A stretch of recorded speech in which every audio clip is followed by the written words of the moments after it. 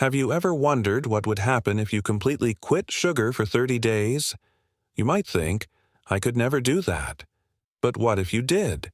What if, instead of a diet, it became a decision?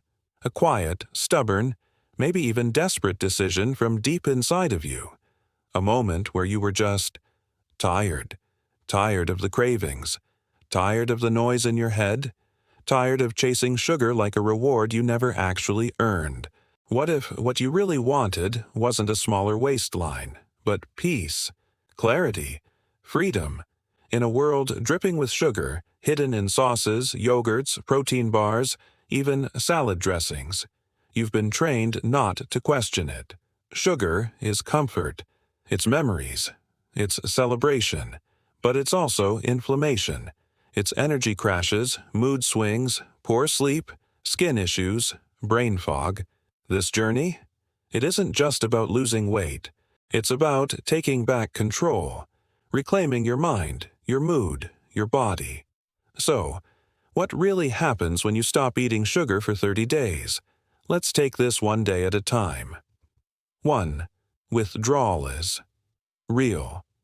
You might think people exaggerate when they talk about sugar withdrawal, but by day 2, you could find yourself with a pounding headache, zero patience, restless energy, and cravings that feel like someone screaming inside your mind. Just one bite, you deserve it. And guess what? That voice isn't weakness. That's biology. Sugar lights up the same reward centers in your brain as addictive drugs. Your body will fight you. But know this, the storm always passes. Drink water like medicine. Breathe through the discomfort. Say to yourself, this is temporary. This is the storm before the calm. 2. Cravings fade. Real hunger speaks. By the end of the first week, the noise starts to quiet down. The constant need for dessert after dinner? Gone. The obsession with treats fades, and suddenly you might find yourself standing in the kitchen thinking, am I actually hungry or just bored? And when the answer is, I'm okay, that's a powerful moment. That's when you realize how often sugar was a distraction, from stress, sadness, even just habit. Now, food becomes fuel again, and you start to listen to your body's real voice. 3. Skin begins to glow. By the second week, you might look in the mirror and see something different. Skin that's less puffy, clearer, calmer. The inflammation in your cheeks eases.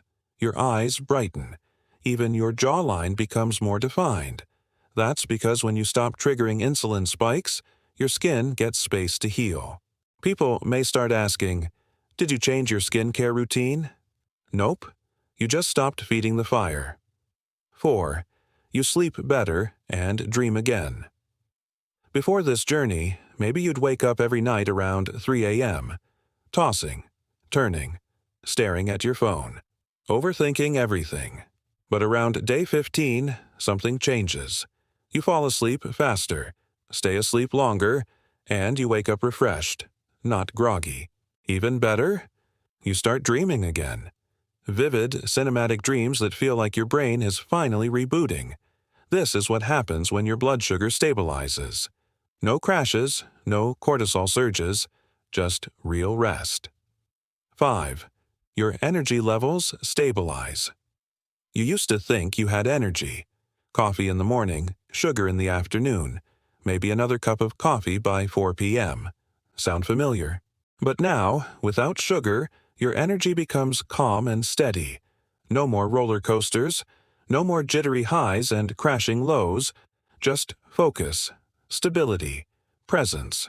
You don't need constant snacks anymore. You're fueled, not frantically chasing your next dopamine hit. 6. Emotional eating loses its grip. One night, you might open the fridge out of habit, not hunger.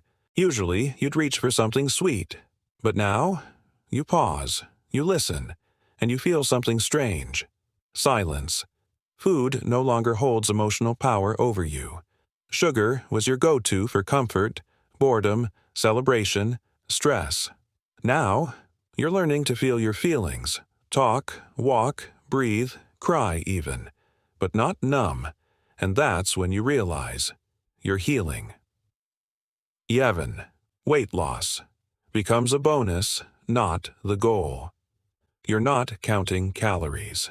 You're not weighing yourself every morning. But after 30 days, your clothes fit differently. Your face looks sharper. The bloating vanishes. Sugar inflames your body and holds water. Take it out, and your body begins to release that burden. But even more powerful than the physical changes? The mental shift.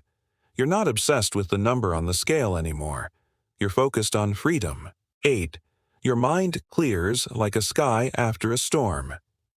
If you've been struggling with brain fog, forgetfulness, trouble focusing, zoning out mid-task, get ready for a change. By day 20, your thoughts sharpen. Focus returns. Creativity blooms. You remember names. You finish tasks.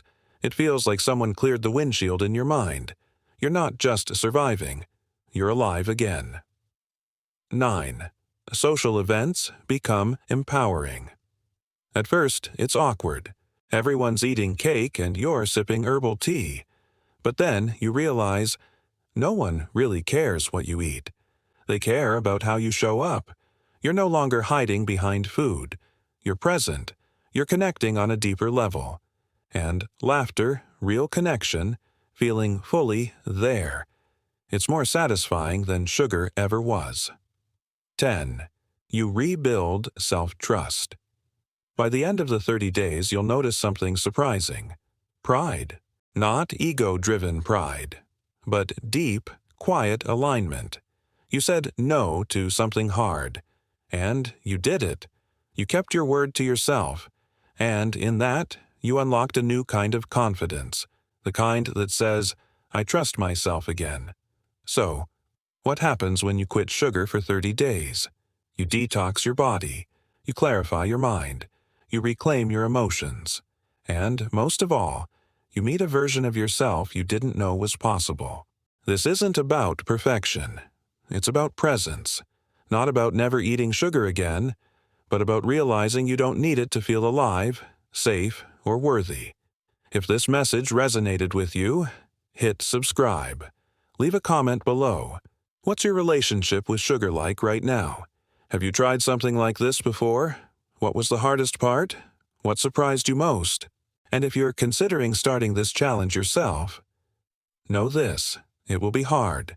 It might feel lonely, but you will not regret it, because on the other side of every craving is a deeper truth.